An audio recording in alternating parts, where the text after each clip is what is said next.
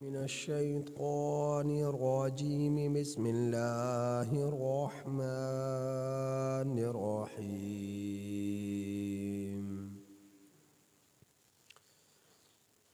فبما رحمة من الله لنت لهم ولو كنت فظا غليظ القلب لانفضوا من حولك فاعف عنهم واستغفر لهم وشاورهم في الأمر فإذا عزمت فتوكل على الله إن الله يحب المتوكلين۔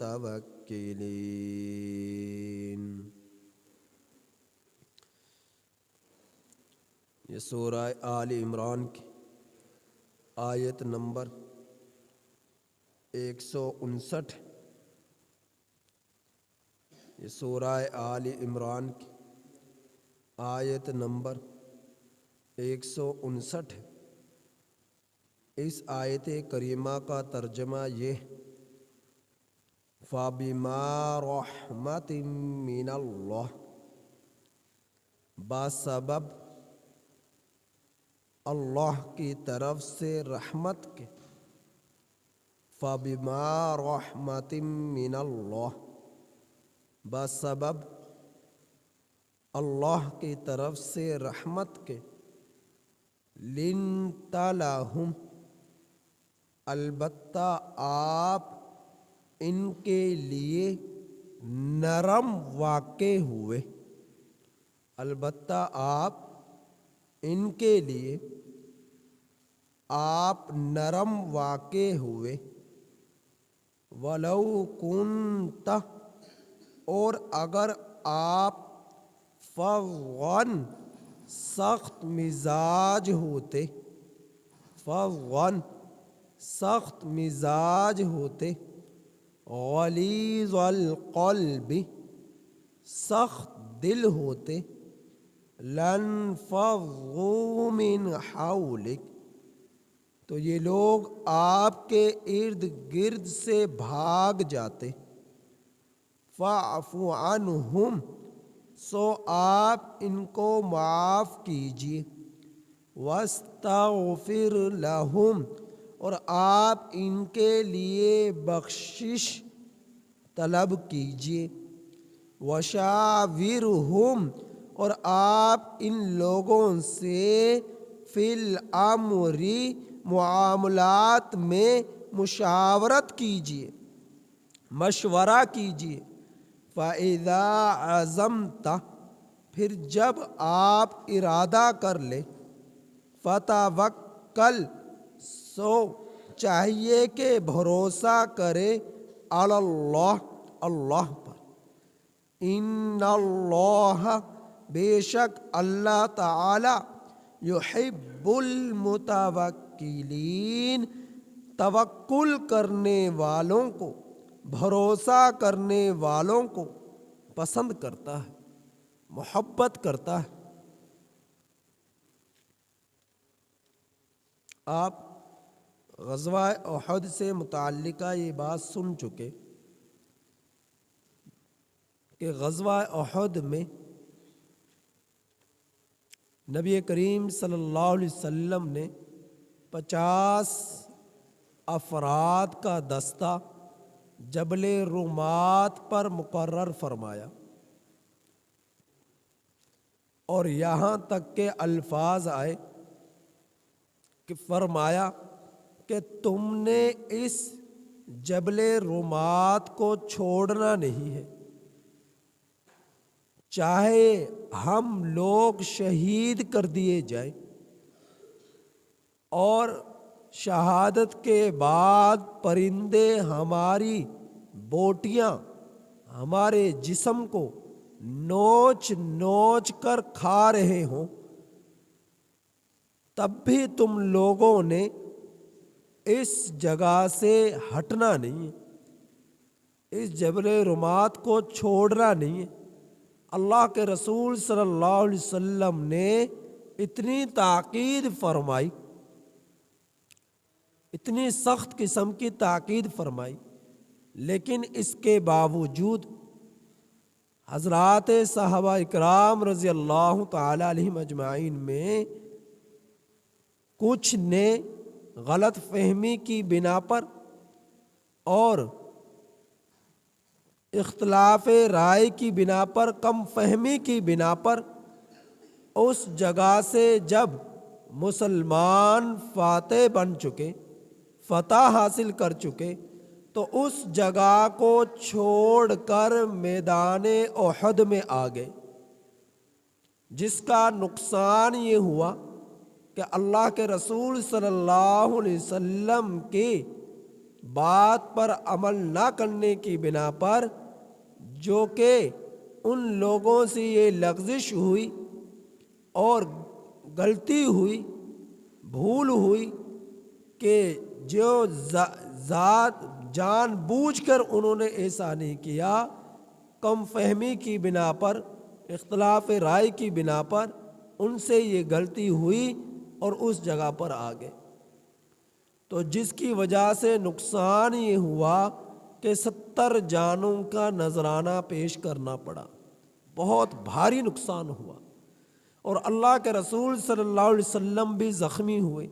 یہ ساری بات آپ سن چکے، لیکن آپ صلی اللہ علیہ وسلم کے قلب اطہر میں جو اتنی تکلیف پہنچی، نقصان ہوا، بہت ہی زیادہ نقصان ہوا، صحابہ اکرام 70 کے قریب شہید ہوئے، نبی کریم صلی اللہ علیہ وسلم بھی زخمی ہوئے۔ اب ہونا تو یہ چاہیے تھا کہ اللہ کے رسول صلی اللہ علیہ وسلم ان تمام مسلمانوں کو جو پہاڑی کو چھوڑ کر میدان احد میں آگے، ان سب کو لائن میں کھڑا کر کر تیروں کے ذریعے انہیں شہید یعنی کہ مار دیا جاتا، لیکن اللہ کے رسول صلی اللہ علیہ وسلم کے دل میں ان کی غلط فہمی کی بنا پر جو ان سے کوتاہی ہوئی، رنجش ضرور تھی، تکلیف ضرور ہوئی، لیکن اللہ کے رسول صلی اللہ علیہ وسلم نے اس تکلیف کو زبان پر بھی نہیں آنے دیا، دل کے اندر رکھا۔ تو اللہ رب العزت نے آپ صلی اللہ علیہ وسلم کی اس کیفیت کو بیان فرمایا کہ اگر ہم میں سے کوئی ہوتا، ہم کسی کو کسی کام کے کرنے کا حکم دیتے، اپنی اولاد میں سے، اپنے خاندان میں سے، اپنے بھائیوں میں سے، اپنے رشتہ داروں میں سے، جو کام انتہائی زیادہ ضروری تھا اور پتہ ہے کہ اگر اس نے، یہ میرے بھائی نے، بیٹے نے، بیٹی نے، یا میرے جو ہے خاندان کے کسی فرد نے اس کام کو نہیں کیا، باوجود کہ میں نے اسے حکم دیا، تو اس کا بہت بھاری نقصان ہوگا، اور پھر ہمیں حکم کرنے کے باوجود اس نے وہ کام نہیں کیا اور واقعتاً بہت بھاری نقصان کا سامنا کرنا پڑ گیا، تو آپ اندازہ کیجئے میری اور آپ کی کیفیت کیا ہوگی۔ جو بن پڑا اسے لان تان کرنے میں، اس کے ساتھ سختی کرنے میں، مار پیٹ کرنے میں، یہاں تک کہ اس سے تعلقات ختم کرنے میں دریغ نہ کریں گے، اور وہ تو اللہ کے رسول صلی اللہ علیہ وسلم تھے، اور آپ صلی اللہ علیہ وسلم نے اپنے صحابہ کو، مسلمانوں کو حکم دیا، اور اتنی بڑی بھول ہوئی، غلطی ہوئی کہ جس کی بنا پر 70 جانیں دینی پڑی، بہت بھاری نقصان ہوا، بہت بھاری نقصان ہوا۔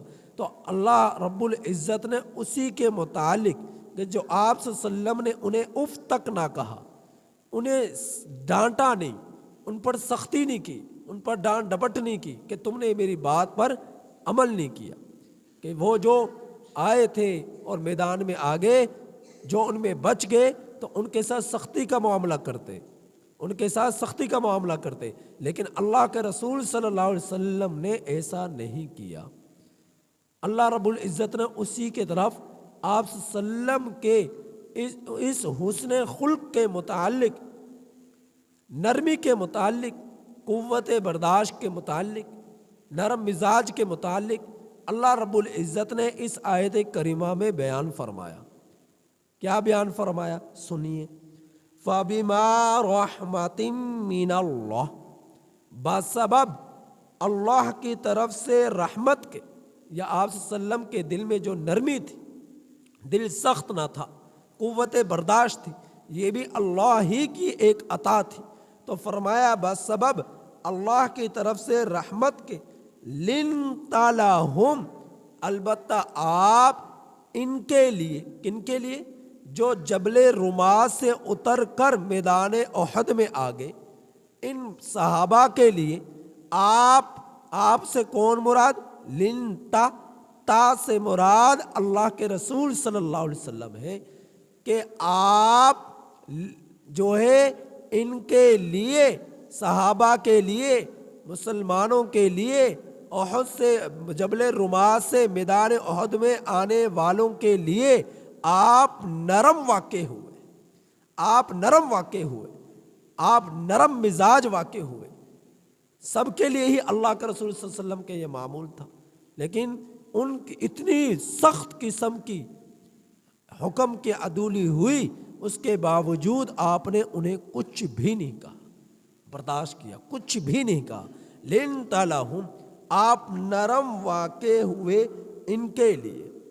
وَلَوْ كُنْتَ فَظًّا، اور اگر آپ سخت مزاج ہوتے، فظًّا کا کیا معنی؟ سخت مزاج ہوتے.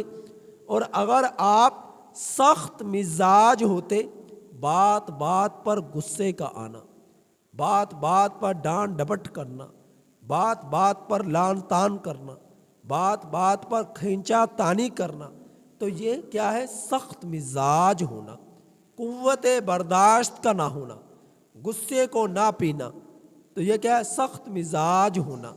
تو اللہ تعالیٰ فرما رہے ہیں کہ اگر آپ، اے میرے پیغمبر، اگر آپ سخت مزاج ہوتے، غلیظ القلب، سخت دل ہوتے، سخت دل ہوتے، جس طرح کہ آج جب جھگڑے ہو جاتے ہیں، ایک دوسرے سے لڑائی ہو جاتی ہے، یہ بھی ایک بری چیز.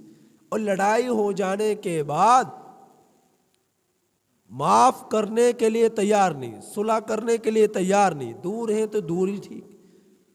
میں اپنی زندگی، یہ اپنی زندگی جی رہا ہے، مجھے کیا ضرورت ہے اس کے بغیر؟ کیا میری زندگی نہیں گزرتی؟ میرے گھر کے معاملات نہیں چلتے؟ کیا میری تجارت نہیں چلے گی؟ میری دکانداری نہیں چلے گی؟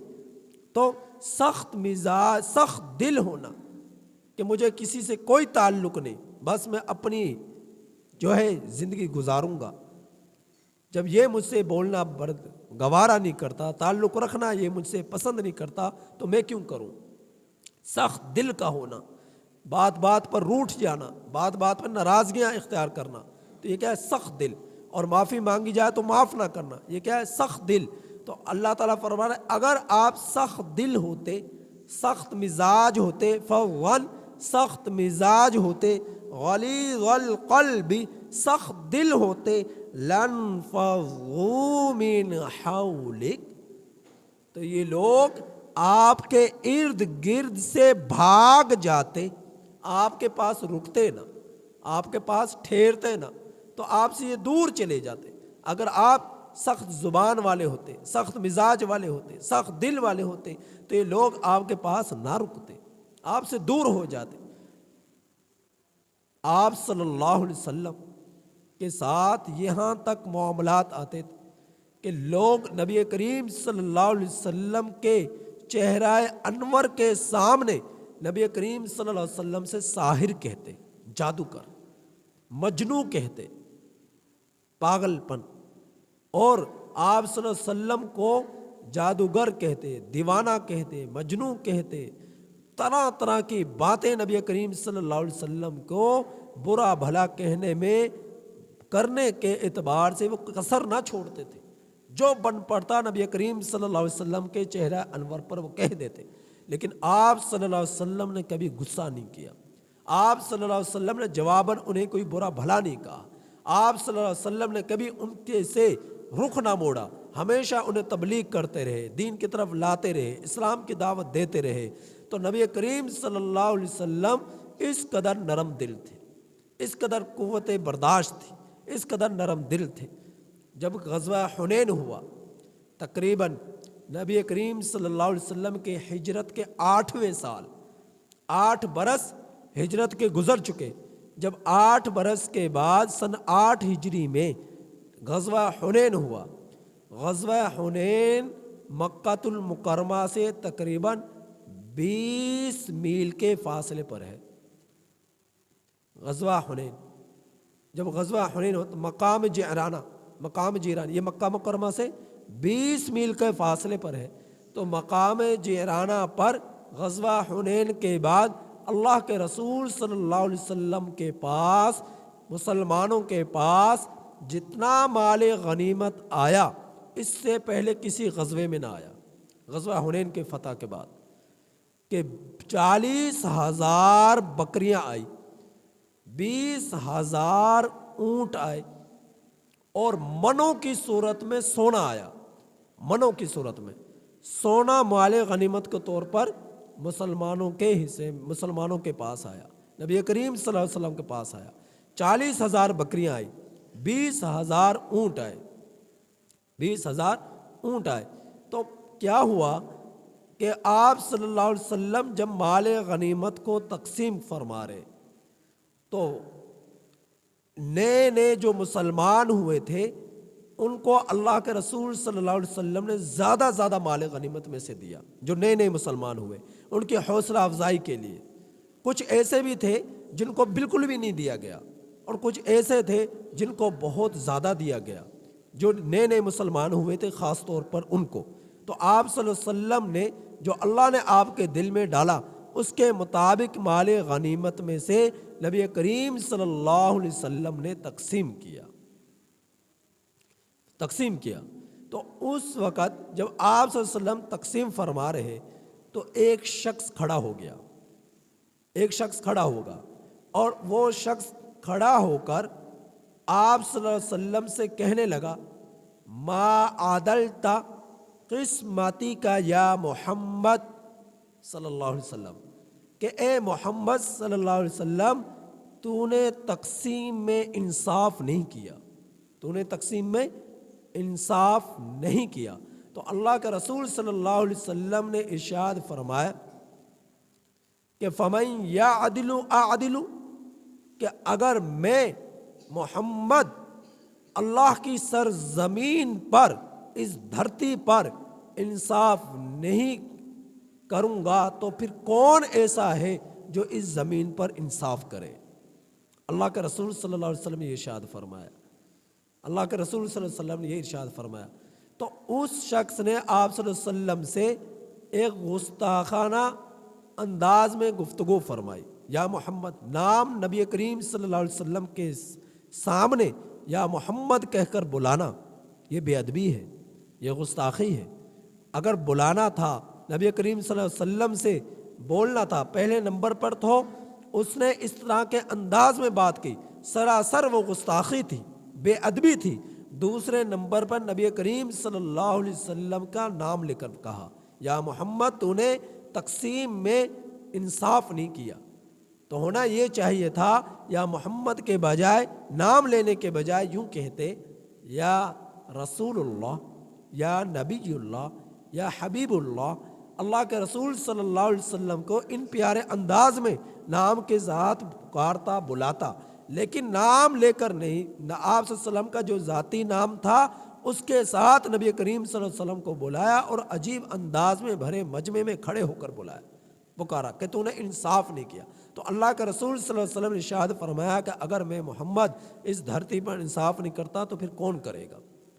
تو یہ صرف ارشاد فرمایا۔ تو اللہ کے رسول صلی اللہ علیہ وسلم نے اس کے اس گستاخی پر، اس بے ادبی پر اف تک ان کلمات کے علاوہ کچھ بھی نہیں کہا، کچھ بھی نہیں کہا۔ جس انداز میں اس کا گفتگو انداز تھا، بولنے کے اعتبار سے اس کا جو لہجہ تھا، اس میں جو ہے آپ صلی اللہ علیہ وسلم اس کے ساتھ سخت رویہ اختیار کرتے، خاموش رہے اور صرف اتنے الفاظ فرمائے۔ حضرت خالد بن ولید رضی اللہ تعالی عنہ اس جگہ پر تشریف فرما تھے۔ صحابہ اکرام کو اس کی اس انداز میں بات کرنا اس قدر ناگوار گزرا کہ حضرت خالد بن ولید رضی اللہ تعالی عنہ سے رہا نہ گیا اور کھڑے ہو گئے اور فرمانے لگے اے اللہ کے رسول صلی اللہ علیہ وسلم آپ مجھے اجازت دیجئے اس بدبخت کی گردن میں اپنی تلوار کے ذریعے سے اڑا دوں، اس کا سر میں قلم کر دوں۔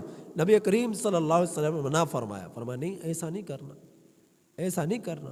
تو اللہ کے رسول صلی اللہ علیہ وسلم انتہائی نرم دل تھے، نرم دل تھے اور سخت مزاج نہیں تھے، نرم مزاج والے تھے۔ تو اللہ تعالیٰ نے فرمایا فَاعْفُ عَنْهُمْ، آپ ان کو معاف کر دیجئے۔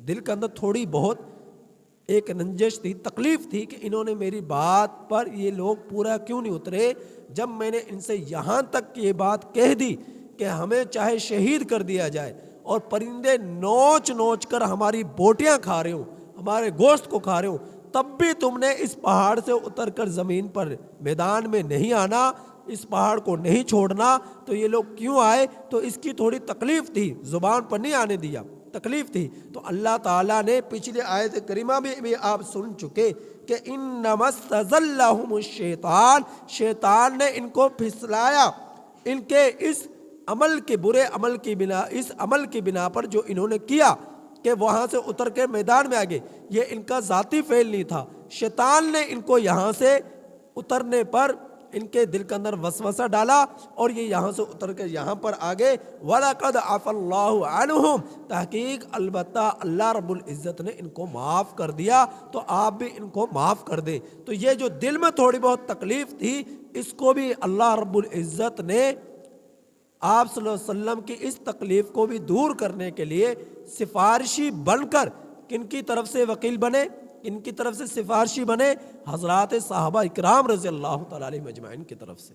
آپ اندازہ کیجئے اللہ کے رسول صلی اللہ علیہ وسلم سے جس قدر اللہ رب العزت کو عشق تھا، محبت تھی، اسی طرح پر نبی کریم صلی اللہ علیہ وسلم کے صحابہ سے بھی اللہ رب العزت کو محبت تھی کہ آپ صلی اللہ علیہ وسلم کے صحابہ رضی اللہ تعالیٰ علیہ اجمعین کے لیے اللہ رب العزت نے سفارش کی اور فرمایا اے میرے پیغمبر آپ ان کو معاف کر دیجئے، آپ ان کو معاف کر دیجئے، آپ ان سے کچھ نہ کیجئے۔ یعنی دل کے اندر جو تھوڑی بہت ایک تکلیف تھی، اللہ رب العزت نے اس کے بارے میں فرمایا کہ اپنے دل میں یہ بھی نہ رکھیے، آپ نکال دیجئے اور ان کو معاف کر دیجئے۔ تو اللہ تعالیٰ نے فرمایا فَاعْفُ عَنْهُمْ، سو آپ ان کو معاف کر دیجئے، وَاسْتَغْفِرْ لَهُمْ، اور آپ ان کے لیے بخشش کی دعا کیجئے، دعا بھی کیجئے۔ کیا معلوم ہوا؟ معاف کرنا بہت بڑی نعمت ہے، معاف کر کر ان کے لیے دعا بھی کرنا، دعا بھی کرنا۔ اگر کسی کا کسی سے جھگڑا ہو جائے، لڑائی ہو جائے، پہلے نمبر پر جب صلح کر دی جائے، صلح کر لینی چاہیے، جب کر لی تو پھر دل کا اندر تھوڑی بہت تکلیف رہ گئی، تو اس تکلیف کو دور کرنے کا ایک آزمودہ عمل یہ ہے۔ تکلیف جو رہ گئی دوسرے مسلمان کے لیے اچھا نہیں ہے، تکلیف دل کے اندر رکھنا، دل کے اندر دوسرے کے لیے نفرت رکھنا، دوسرے کے لیے دل کے اندر بغض رکھنا۔ اللہ کے رسول صلی اللہ علیہ وسلم الحمدللہ اس سے پاک تھے، لیکن عام لوگوں کے متعلق یہ بات ہے کہ دل میں تکلیف ہے، دوسرے کے لیے نفرت ہے، جو ہونٹوں پر مسکراہٹ ہے لیکن دل میں دوسرے کے لیے برے خیالات ہیں، تو اس کو کس طرح دور کیا جائے؟ تو ان آیات کریمہ سے معلوم یہ ہوا کہ اس کے لیے نام لے لے کر دعائیں کی جائیں، وَاسْتَغْفِرْ لَهُمْ۔ جس طرح کہ اللہ کے رسول صلی اللہ علیہ وسلم کے دل میں تھوڑی بہت، آپ سے سنگ دل میں نفرت نہ تھی، بس تکلیف تھی، ایک طبی طور پر انسان کے اندر جو چیز ہوتی ہے تھوڑی بہت تکلیف تھی۔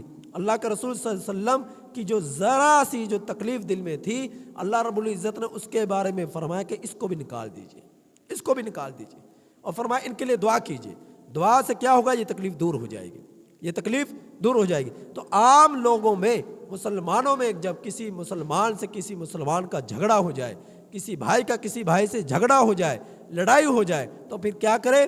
اس کے لیے نام لے لے کر دعا کرے۔ جب نام لے لے کر دعا کرے گا، پہلے نمبر پر اس کی طبیعت مانے گی نہیں کہ میں اس کے لیے دعا کروں، اس کی طبیعت ہی نہیں مانے گی، لیکن جب نہ چاہتے ہوئے اپنی زبان پر اس کا نام لائے گا اور پھر جب اس کے لیے دعا کرے گا، تو جتنی وہ دعا جوں جوں دعا کرتا جائے گا اللہ رب العزت اس کے دل کو واش و صاف کرتے چلے جائیں گے، یہاں تک کہ اس کا دل دوسرے کے لیے بالکل محبت اور تعلق کے اعتبار سے صاف شفاف ہو جائے گا۔ تو یہ ایک بہت بڑا آزمودہ عمل ہے۔ تو اللہ رب العزت نے نبی کریم صلی اللہ علیہ وسلم کا فرمایا آپ ان کو معاف کر دیجئے۔ کون سفارش کر رہا؟ اللہ۔ کس کے لیے کر رہا ہے؟ صحابہ کرام کے لیے۔ کس سے کر رہا ہے؟ اپنے پیغمبر سے کر رہا ہے۔ فرمایا آپ ان کو معاف کر دیجئے۔ آپ اس سے اندازہ کیجئے صحابہ کرام کا کتنا مرتبہ ہے، کتنا مقام ہے، اور ہم لوگوں کے ایمان، ان سے محبت، عشق ہم لوگوں کے ایمان کا حصہ ہے۔ تو اللہ رب العزت ان کے لیے سفارش کرے آپ ان کو معاف کر دیجئے اور ان کے لیے بخشش کی دعا کیجئے۔ وَشَاوِرُهُمْ فِي الْأَمْرِ، تیسرا عمل یہ بتا رہا ہے، ان کو اپنے معاملات میں مشاورت میں بھی شامل کیجئے، مشورے میں بھی شامل کیجئے۔ جب کسی سے جھگڑا ہو جائے معاف بھی کرو، پھر ان کے لیے دعا بھی کرو۔ پھر دعائی صرف دور دور رہ کر دعا نہ کرو، دور دور رہ کر اگر دعا کر رہے ہو تو یہیں پر بس نہ کرو، بلکہ جب تمہارے کوئی آپس میں ذاتی معاملات ہوں، تمہارے آپس میں کوئی گھریلو معاملات ہوں، کاروباری معاملات ہوں، کسی سفر سے متعلق معاملات ہوں، کوئی اہم کام درپیش ہو، تو پھر اس کے لیے کیا کرو؟ جس سے تمہارا جھگڑا ہوا، جس سے تمہاری لڑائی ہوئی، جس کے لیے تم اب معاف کر کے دعائیں کر رہے ہو، جس سے تمہاری صلح ہو چکی ہے اب الحمدللہ، تو اس کو اپنے پھر بھی مزید اس سے محبت اور تعلق کو مضبوط کرو۔ اور اس کا مضبوط کرنے کا طریقہ کیا ہے؟ تم اپنے معاملات میں اس کو مشاورت میں شامل کرو۔ جب مشورے میں شامل کرو گے تو اور بھی زیادہ تمہاری محبت بڑھے گی، تعلق مضبوط ہوگا، محبت بڑھے گی، تعلق مضبوط ہوگا جب اپنے مشورے میں ان کو شریک کرو گے۔ یہ تیسرا اللہ رب العزت نے طریقہ بتلا دیا کہ اب قریب سے مسلمان بھائی کو قریب سے قریب تر کرنے کا، کہ مشاورت میں بھی شامل کرو۔ جس طرح کہ شادی بیاہ ہوتے ہیں، شادی کے موقع پر جب پورے خاندان کے لوگ جمع ہوتے ہیں، مشورہ کرتے ہیں جی کس طرح ہم نے انتظامات کرنے ہیں، ہم نے کس طرح جو ہے لوگوں کا اکرام کرنا ہے، کس طرح ان کے لیے کھانے پینے کا اکرام کرنا ہے۔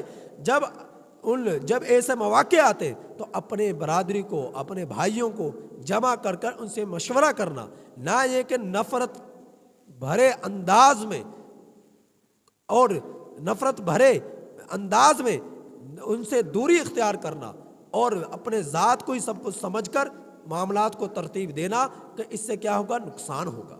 مشورے میں برکت ہے، اور مشورے میں برکت ہے، اور اس میں ایک دوسرے کی قدر ہے، ایک دوسرے کی حوصلہ افزائی ہے، ایک دوسرے کی عزت ہے کہ ہم سے پوچھا گیا، ہمیں مشورے میں شامل کیا گیا، ہماری حوصلہ افزائی کی گئی۔